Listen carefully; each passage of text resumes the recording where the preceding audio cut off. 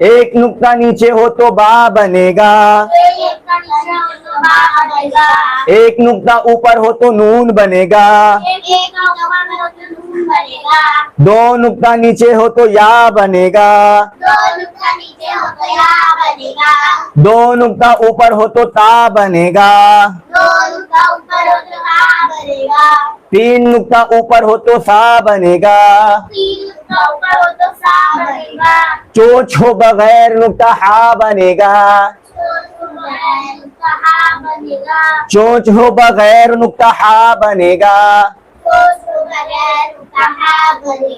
चोच के नीचे एक नुक्ता जीम बनेगा। चोच के ऊपर एक नुक्ता खा बनेगा। गोल हो बगैर नुक्ता वाव बनेगा।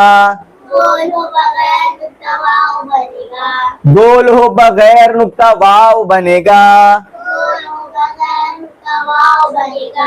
गोल के ऊपर एक नुक्ता फा बनेगा। गोल के ऊपर एक नुक्ता फा बनेगा। गोल के ऊपर दो नुक्ता ऑफ बनेगा। गोल के ऊपर दो नुक्ता ऑफ बनेगा। कौन पढ़ाएगा? एक नुक्ता नीचे हो तो बा बनेगा। एक नुक्ता नीचे हो तो बा बनेगा। एक नुक्ता ऊपर हो तो नून बनेगा। एक नुक्ता ऊपर हो तो नून बनेगा। दो नुक्ता नीचे हो तो या बनेगा। दो नुक्ता नीचे हो तो या बनेगा। दो नुक्ता ऊपर हो तो ता बनेगा। दो नुक्ता ऊपर हो तो ता बनेगा। तीन नुक्ता ऊपर हो तो सा बनेगा। तीन नुक्ता ऊपर हो तो सा बनेगा। चोच हो बगैर नुक्ता हा बनेगा। चोच हो बगैर नुक्ता हा बनेगा। चोच के नीचे एक नुक्ता जीम बनेगा। चोच के नीचे एक नुक्ता जीम बनेगा। चोच के ऊपर एक नुक्ता खा बनेगा। चोच के ऊपर एक नुक्ता खा बनेगा। गोल हो बगैर नुक्ता वाव बनेगा। गोल हो बगैर नुक्ता वाव बनेगा। गोल के ऊपर एक नुक्ता फा बनेगा। गोल के ऊपर एक नुक्ता फा बनेगा। गोल के ऊपर दो नुक्ता ऑफ बनेगा। गोल के ऊपर दो नुक्ता ऑफ बनेगा। जब अब आते हैं जो तुम लोग ने यहाँ पढ़े हैं वो तुम्हारे समझ में भी आ रहा है कि नहीं आ रहा है? जैसे पहले ये दो अल्फाबेट लिखा है ना यहाँ पे, दोनों के पास नीचे एक एक नुक्ता है। दोनों एक ही अल्फाबेट के अलग अलग है, कैसे मालूम पड़ेगा जबकि दोनों के पास तो एक एक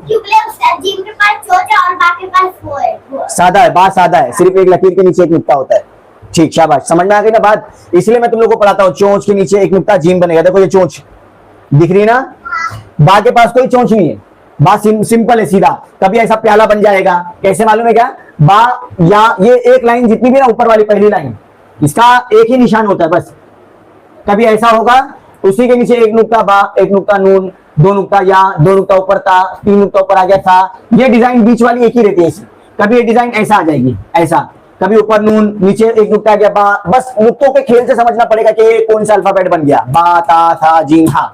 लेकिन जीम हा ख इनके पास भी एक नुक्ता होता है, ख के पास, जैसे कि नून के पास होता है, लेकिन इनकी एक शक्ल है मखसूस, उसके लिए चोंच भी आना चाहिए। जब तक ये चोंच नहीं आएगी और ऊपर नुक्ता नहीं आएगा तब तक ये खा नहीं बनेगा। लेकिन नून का ऐसा नहीं है, नून की अलग अलग शक्लें हैं। जैसे मैंने बताया एक शक्ल ये है, एक शक्ल ये है, कभी ये पूरा भी आ जाएगा, समझ गए? नून के लिए शक्ल जरूरी नहीं है, नून के लिए नुक्ता जरूरी है। लेकिन खा बनाना है उसके ऊपर भी एक नुक्ता आता है, लेकिन खा के लिए चोंच जरूरी है। जब तक कि ये चोंच नहीं बनेगी इसकी, ये वाली ऊपर वाली, तब तक कि वो खा नहीं बनेगा। समझ में आ गई बात? जीन का भी यही हाल है कि एक नुक्ता नीचे आता है तभी वो जीन बनता है। और लोग ये बोल सकते हैं हाफिज जी बा के नीचे भी एक नुक्ता आता है, जीन के नीचे भी एक नुक्ता आता है। हमारे समझ में नहीं आता कि वो बा है क्या जीन है। ये बात ध्यान रखो, बा पहचाना जाता है अपने नुक्ते से। बा किसे पहचाना जाता है? नुक्ते से, सिर्फ नुक्ते से। बाकी डिजाइन कोई सा भी हो सकता है, कभी ऐसा होगा, कभी ऐसा होगा, कभी सीधा भी हो जाए नीचे, कभी ये, कभी जैसे तिजारत लिखना हो, तिजारत तो कैसा लिखेंगे? तिजारत ऐसे तो लिखेंगे तिजारत, समझ गए? कभी इसके नीचे नुक्ता आ जाए तो बा बन गया। लेकिन जीन के पहचानने के लिए दो चीजें चाहिए। सबसे पहली चीज तो चोंच बनना चाहिए उसकी ऐसी, फिर उसके नीचे एक नुक्ता आना चाहिए, तब जाके बोलेंगे कि जीम है। जैसे यहाँ पे देखो, अगर यहां से मैं चोंच उड़ा दूं इसकी, अगर मैं यहां से इसकी चोंच उड़ा दूं,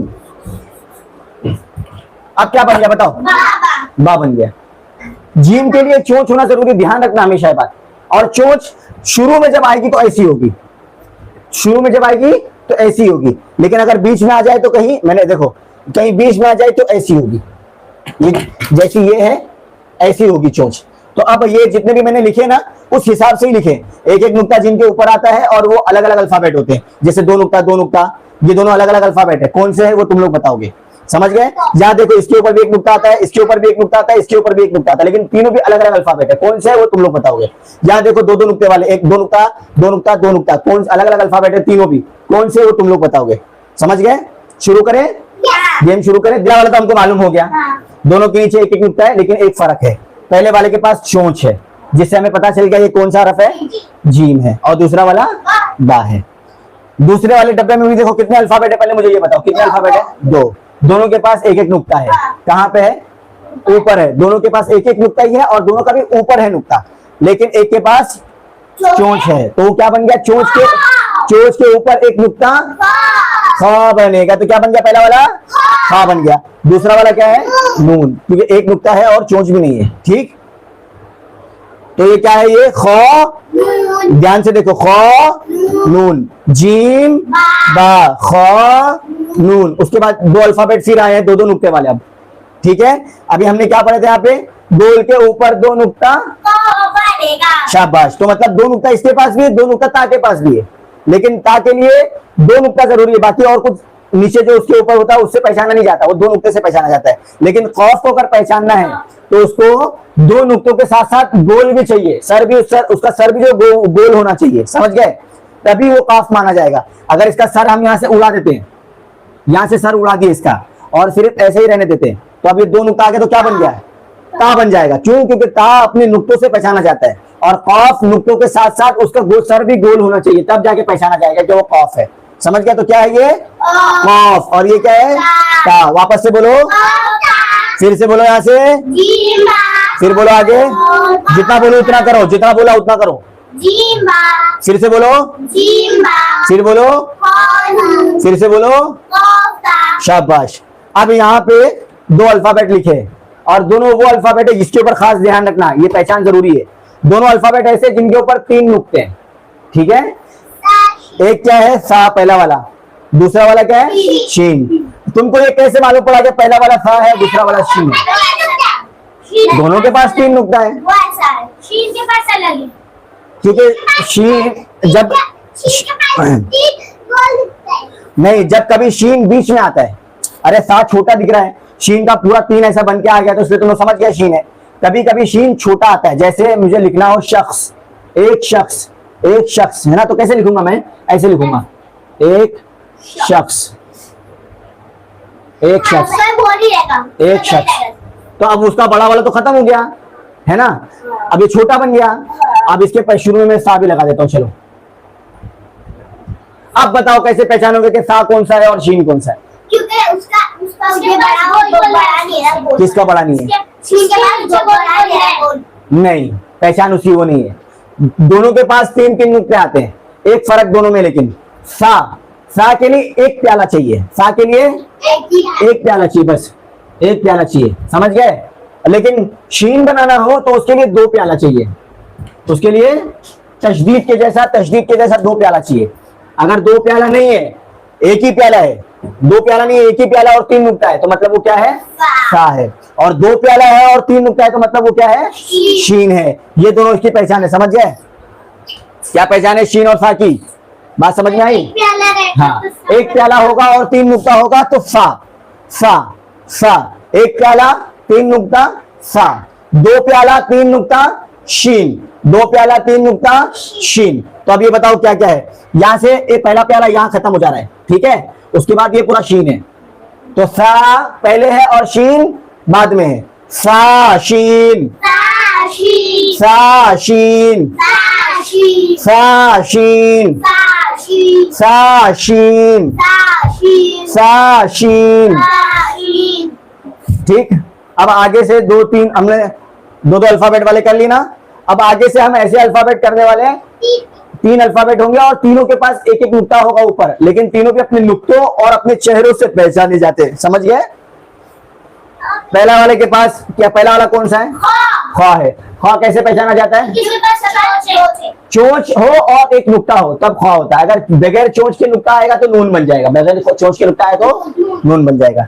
उसके बाद दूसरा अल्फाबेट कौन सा है? फा। कैसे पहचाने? वो गोल है। हाँ, एक नुक्ता है और उसका सर गोल है, समझ गए? एक नुक्ता है उसका सर गोल है। इसके पास चोंच था, एक नुक्ता तो खा बन गया। ये गोल है और एक नुक्ता है तो फा बन गया। और बगैर चोंच और बगैर गोल सर क्या आएगा तो नून बनेगा। नून मतलब फ्लेक्सिबल है, नून के लिए वो इसका चेहरा जरूरी नहीं है, समझ गए? नून के लिए सिर्फ एक नुक्ता ऊपर होना काफी है। ख के लिए जरूरी है दो चीज, एक तो एक नुक्ता ऊपर भी होना चाहिए और साथ में उसकी चोंच भी होना चाहिए। फा के लिए जरूरी है एक नुक्ता ऊपर हो तो उसका सर भी गोल होना चाहिए।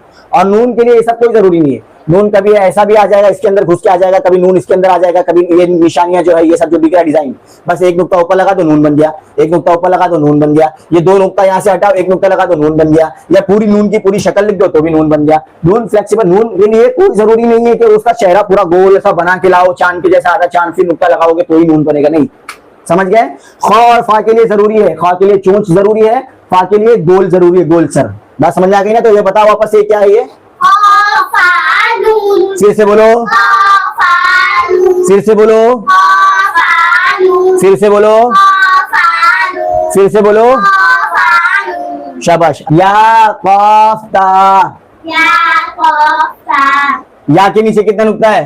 या के नीचे दो नुक्ता है। हाँ, लेकिन या और ता के लिए सिर्फ नुक्तों का जरूरी है। नीचे दो नुक्ते आ गए तो या, ऊपर दो नुक्ते आ गए तो ता, ऊपर दो नुक्ते आ गए तो ता, और नीचे दो नुक्ते आ गए तो या। उनको वो जो डिजाइन है नुक्तों के अलावा उसकी कोई खास जरूरत नहीं होती है, फ्लेक्सिबल होते हैं या और ता।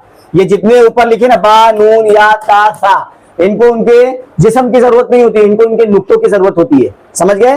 लेकिन बाकी जो 6 ये लिखे हुए जीम, हा, जीम, ख, वाव, वाव भी नहीं, फा, कफ, हा, जीम, ख, वाव, फा, कफ, इनको नुक्तों के साथ साथ अपने चेहरे की भी जरूरत होती है। सिर्फ इनके पास नुक्ता हो, चेहरा ना हो तो ये पहचाने नहीं जा सकते, इनको अपना चेहरा भी चाहिए। तो पहला वाला क्या है? पहला वाला क्या है? या। कैसे मालूम पड़ा? शाबाश। दो नुक्ता तो ख इसके पास भी है, इसके बाद क्यों नहीं बना है? हाँ, शाबाश। ये क्या है? हाँ, तो कौन सा अल्फाबेट है ये? कफ। और ये कौन सा है? ता। कैसे पहचाने? दोनों में, दोनों के पास दो नुक्ता है। हाँ, एक के पास दो नुक्ता है और दूसरे के पास दो नुक्ता के साथ साथ उसका गोल सर भी है, इसलिए वो कॉफ बना। बात समझ में आ गई? उसके बाद चलो नीचे, हा, या, ता। इसमें देखो तीनों के तीनों अल्फाबेट सर वाले, गोल सर वाले। पहले वाले के पास एक नुक्ता है तो फा बन गया, दूसरे वाले के पास कॉफ है, दो नुक्ता है तो कॉफ बन गया, तीसरे वाले के पास नुक्ता ही नहीं है तो इसलिए वो वाव बन गया, ठीक है? उसके बाद देखो 3 अल्फाबेट फिर आए हैं और तीनों के पास चोंच है अपनी अपनी, और एक के पास चोंच है, ऊपर नुक्ता है तो खा बन गया, एक के पास चोंच है और नीचे नुक्ता है तो जीम बन गया, और एक के पास चोंच है लेकिन कोई नुक्ता नहीं है उसके पास तो वो हा बन गया। कोई है जो तुम लोग में से इसको पढ़ाएगा?